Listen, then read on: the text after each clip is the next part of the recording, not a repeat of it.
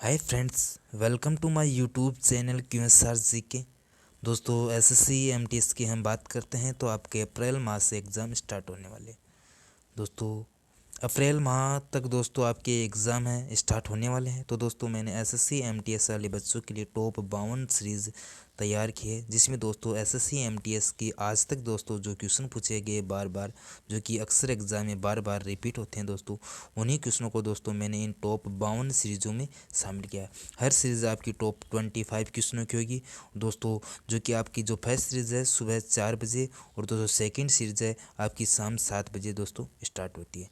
दोस्तों इन सीरीज़ों को ज़रूर देखना, क्योंकि दोस्तों यदि आपने टॉप 52 सीरीज़ पढ़ लिया तो दोस्तों आपके जीके में 25 में से दोस्तों आपकी दोस्तों 15 नंबर पक्के हो जाएंगे। तो दोस्तों यदि आप इन सीरीज़ों को देखना चाहते हैं तो चैनल को सब्सक्राइब करें, अपने दोस्तों में शेयर करें और यदि वीडियो अच्छा लगे तो लाइक करें। और दोस्तों मैं साथ साथ हर पर्सन के साथ इम्पोर्टेंट पॉइंट के बारे में भी डिस्कस करूंगा, जो कि आपके अक्सर एग्जाम में जो पॉइंट पूछे जाते हैं। दोस्तों फर्स्ट क्वेश्चन के बारे हम डिस्कस करते हैं कि फर्स्ट क्वेश्चन है कि भारतीय राष्ट्रीय अभिलेखागार की स्थापना निम्नलिखित में से किस वर्ष हुई। बहुत ही शानदार क्वेश्चन है। एसएससी एमटीएस के एग्जाम दोस्तों 2 बार इस क्वेश्चन को पूछा गया है। तो दोस्तों भारतीय राष्ट्रीय अभिलेखागार की जो स्थापना हुई थी ये आपकी 1891 में हुई थी। दोस्तों आपका राइट आंसर है ऑप्शन नंबर 4। दोस्तों हम राष्ट्रीय अभिलेखागार के इंपॉर्टेंट पॉइंट की हम बात करते हैं, जो कि अक्सर एग्जाम में पूछे जाते हैं। भारतीय राष्ट्रीय जो अभिलेखागार की जो स्थापना है सन 1891 में हुई थी। यह भारत सरकार के पर्यटन संस्कृति मंत्रालय से संबंधित कार्यालय है। सन 1891 में जब इसकी स्थापना हुई थी, उससे पूर्व दोस्तों इसका नाम था इंपीरियल रिकॉर्ड्स डिपार्टमेंट। दोस्तों इस क्वेश्चन को पूछा भी गया एसएससी एमटीएस के एग्जाम में कि जब जिसका जो भारतीय राष्ट्रीय अभिलेखागार है इसकी जो स्थापना हुई थी, उससे पूर्व दोस्तों इसका नाम क्या था, तो इसका नाम था इंपीरियल रिकॉर्ड्स डिपार्टमेंट। दोस्तों इस बिंदु को जरूर याद रखना। नेक्स्ट क्वेश्चन आपका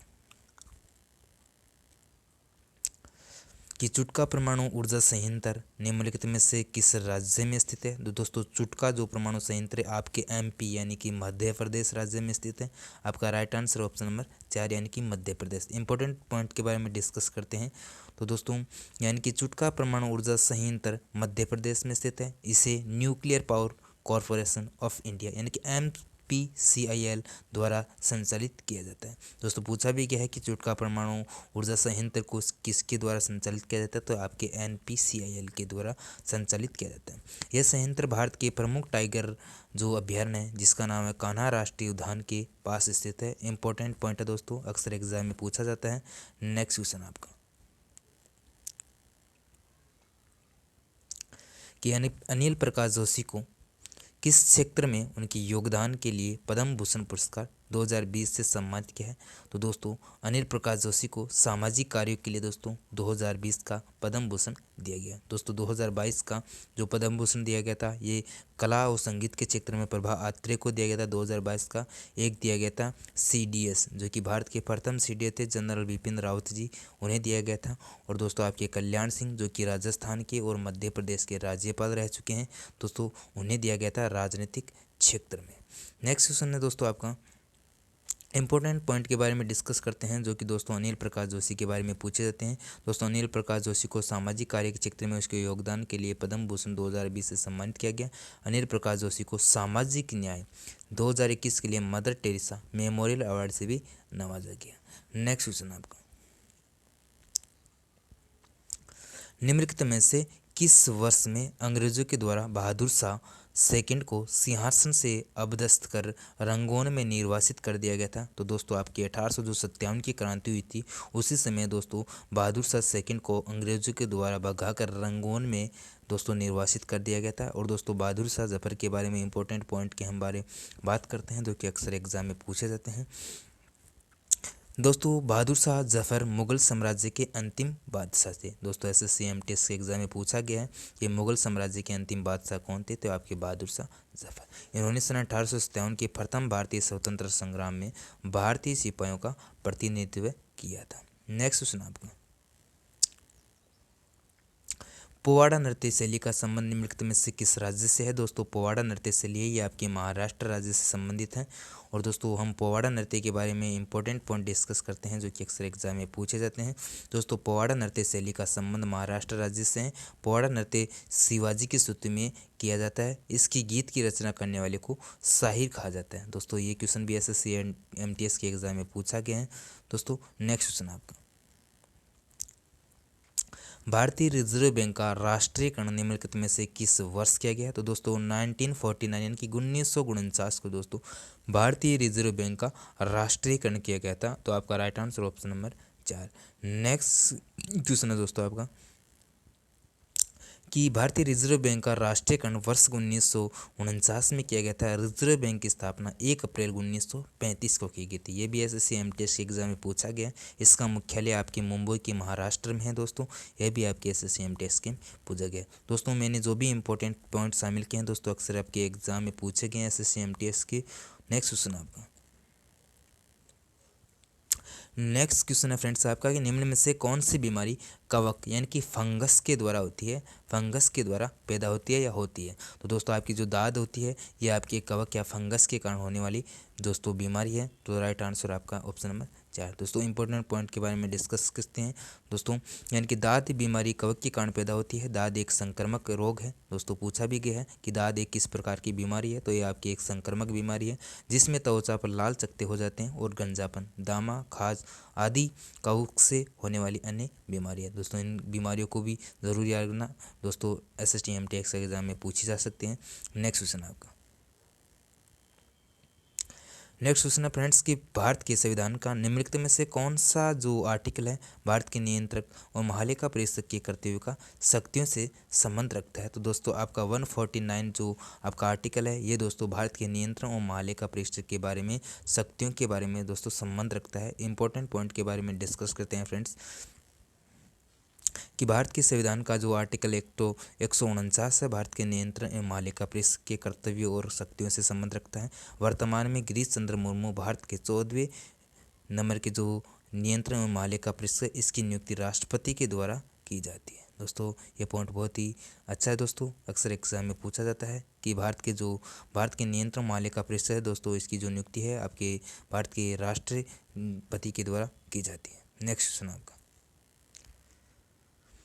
कि पंजाब पुनर्गठन अधिनियम यानी कि 1966 में कि निम्नलिखित में से किस धारा में चंडीगढ़ के केंद्र शासित प्रदेश के रूप में परिभाषित किया था? तो दोस्तों धारा नंबर 4 यानी कि ऑप्शन नंबर 4 आपका राइट आंसर है। यानी कि धारा 4 में दोस्तों चंडीगढ़ राज्य को केंद्र शासित प्रदेश के रूप में परिभाषित कर दिया गया था। इंपॉर्टेंट पॉइंट के बारे में डिस्कस करते हैं फ्रेंड्स, यानी कि पंजाब पुनर्गठन अधिनियम यानी कि 1966 की धारा 4 में चंडीगढ़ को केंद्र शासित प्रदेश के रूप में परिभाषित कर दिया गया।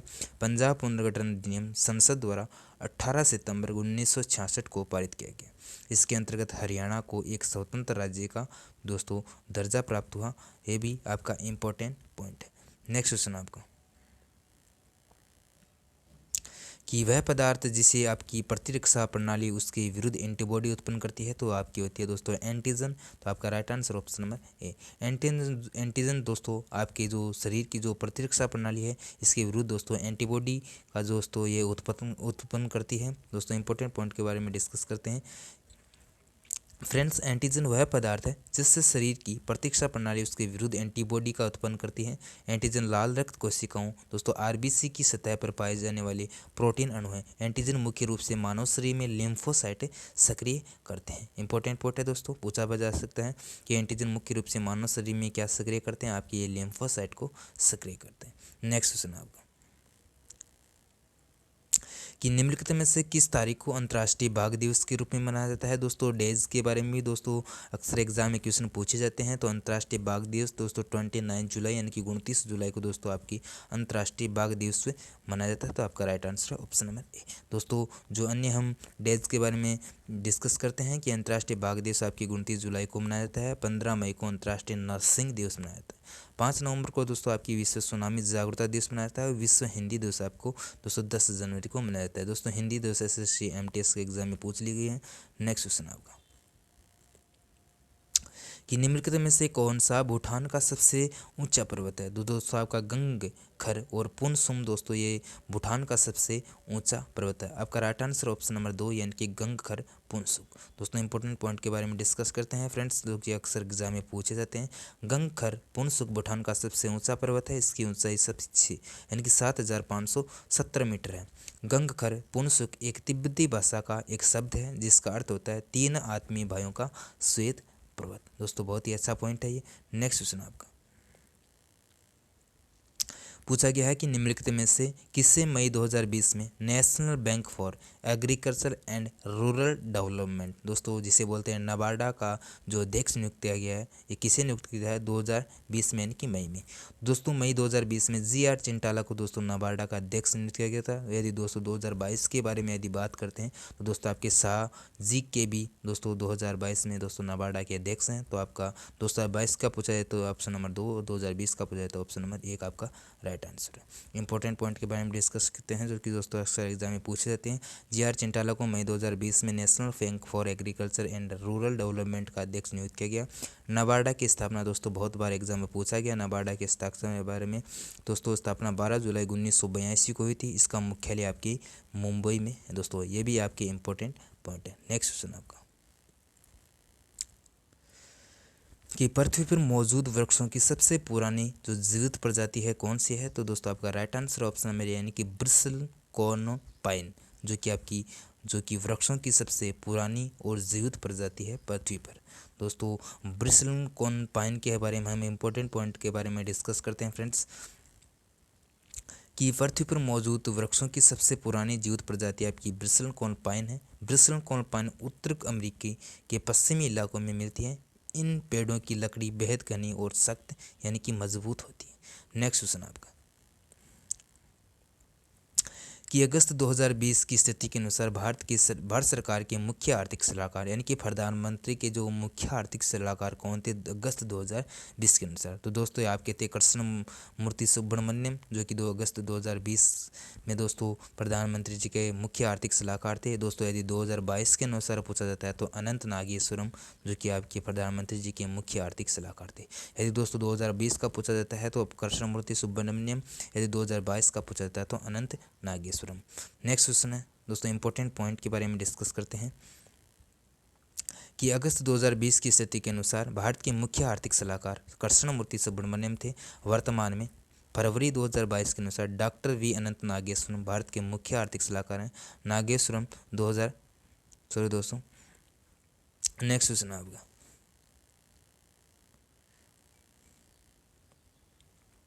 कि निम्नलिखित में से कौन यानी कि विशेष कोड टू विन के लेखक है। दोस्तों अक्सर आपकी बुक से भी आपकी एग्जाम में क्वेश्चन पूछे जाते हैं। तो दोस्तों विशेष कोड टू विन जो कि SSC MTest के एग्जाम में 2 बार इस क्वेश्चन को पूछा भी गया है। विशेष कोड टू विन जिसके दोस्तों जिनके लेखक हैं निरुपमा यादव के द्वारा दोस्तों विशेष कोड टू विन पुस्तक लिखी गई है। तो आपका राइट आंसर है ऑप्शन नंबर 1। इंपॉर्टेंट पॉइंट दोस्तों अक्सर एग्जाम में पूछे जाते हैं। विशेष कोड टू विन के जो लेखक है निरुपमा यादव है। सबसे जो युवा बास्केटबॉल टीम के कप्तान है विश्वेश बरगवंशी के जीवन पर आधारित ये बुक लिखी गई है जो कि निरुपमा यादव के द्वारा लिखी गई है। दोस्तों यहाँ पर ऑप्शन 1 होगा यानी कि निरुपमा यादव। नेक्स्ट क्वेश्चन आपका यानी कि पिछोला झील निम्नलिखित में से किस राज्य में है। तो पिछोला आपके राजस्थान राज्य में स्थित है। राइट आंसर ऑप्शन नंबर 2 यानी कि राजस्थान में पिछोला झील स्थित है। अक्सर एग्जाम में पूछा जाता है। SSC MTest एग्जाम में इस क्वेश्चन को भी 2 बार पूछा गया। दोस्तों राजस्थान की जो पिछोला झील है इसके बारे में डिस्कस करते हैं कि पिछोला झील राजस्थान राज्य में स्थित है। इस झील का निर्माण 14वीं शताब्दी के अंत में राणा लाखा के शासनकाल में एक बंजारे ने इसका निर्माण कराया था। नेक्स्ट क्वेश्चन आपका कि विश्व कप विजेता गोलकीपर इकर कैसिलस ने अगस्त 2020 में फुटबॉल से संन्यास लेने की घोषणा की है।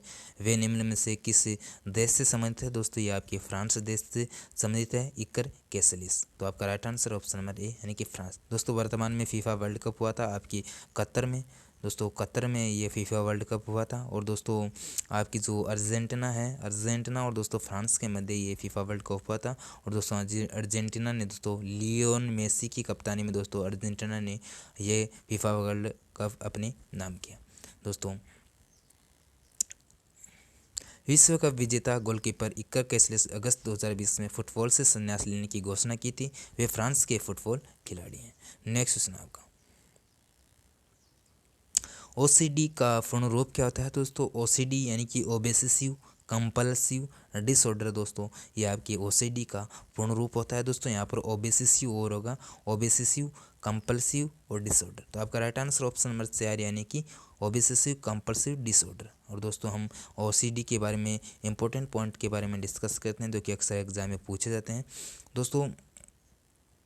ओबेसेसिव जो कि कंपल्सिव डिसऑर्डर आपका जो ओसीडी का फुल फॉर्म है, ओसीडी मानसिक रोग है जिससे किसी व्यक्ति में जुनूनी विचार, उनके विचारों के प्रति बाध्यता और ज़बरदस्ती वाला व्यवहार होता है दोस्तों। जो कि आपने अक्सर देखते हैं जो कि जो पबजी है दोस्तों, ये पबजी भी ओसीडी के अंतर्गत आती है, क्योंकि दोस्तों ये मानसिक रोग है जिसके कारण क्या है कि बच्चा उसके प्रति लगाव हो जाता है। नेक्स्ट क्वेश्चन आपका,